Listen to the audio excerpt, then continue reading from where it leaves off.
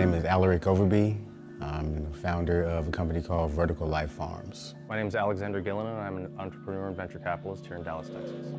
I invest in ideas that I believe in within specific sectors. So right now I'm very interested in agriculture. And I was introduced to tower garden technology and aeroponics. I thought it was neat, I thought it was cool. You can grow food on this all the time, anywhere. He figured out how to make it sustainable, and he figured out how to implement it properly. These aeroponic towers give the opportunity to grow without dirt year-round. So you can grow indoors, you can grow outdoors, very water efficient and time efficient as well. Once you sprout these seedlings and you put it in there, it requires very little maintenance, and you have access to just directly pick your food as it becomes ready. I have like a black thumb, honestly. I feel like I have a black thumb. But these are relatively simple, and it's been insane how much I've been able to grow. Everything I pull off those towers is so good. Anything that I'm producing or anything that I want to eat, I pick it, I cook it. My goal is to sell as many of these as possible to people who want to grow their own food.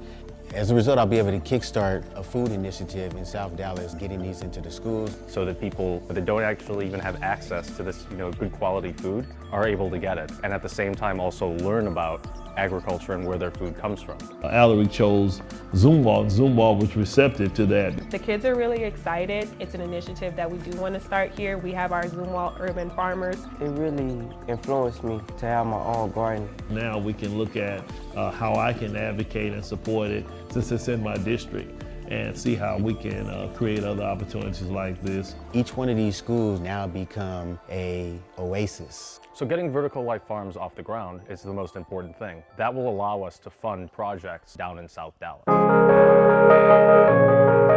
Dallas itself is one of the richest cities in this country.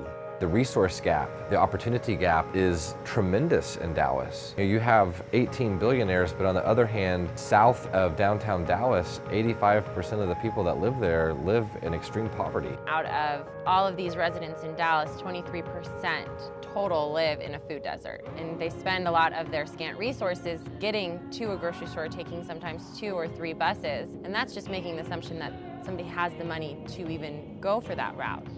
7 minutes from downtown Dallas, and we have communities that literally don't have access to food. The people in that area are broken down. There are certain concerns that you have growing up in those environments that the average person just doesn't, their mind doesn't have to wrap around.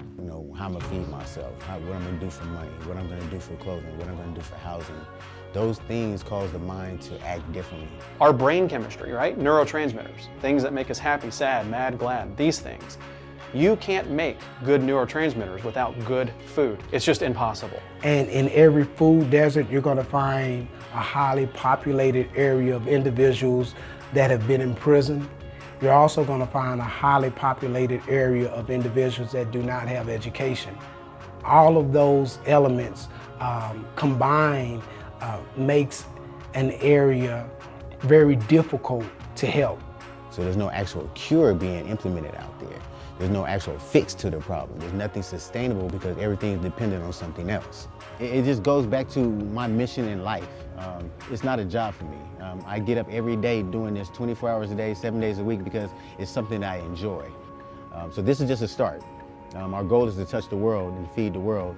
We don't feel that poverty and hunger should exist. It's so important that everyone is understanding of what's going on, and everybody has to lend a hand, because the youth is going to be our future. And so I think the vertical farming method is another strategy that empowers more people to get involved. It's a really important piece of the pie. It increases self-awareness, it increases self-esteem, because now a person has put their hands to a project to where they have saw life grow out of it. I mean, you can't sleep on that. These towers really are significant. I think they're the coolest things I've ever seen. We're not going to change the world right now, but what we can do is absolutely change one person, one child, one patient right now.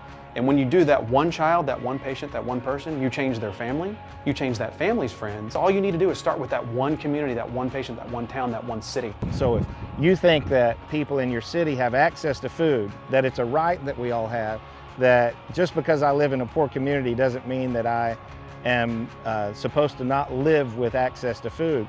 If you think that that's important, then I encourage you to join in this battle to educate and to make food, healthy, good food available to everyone where we live.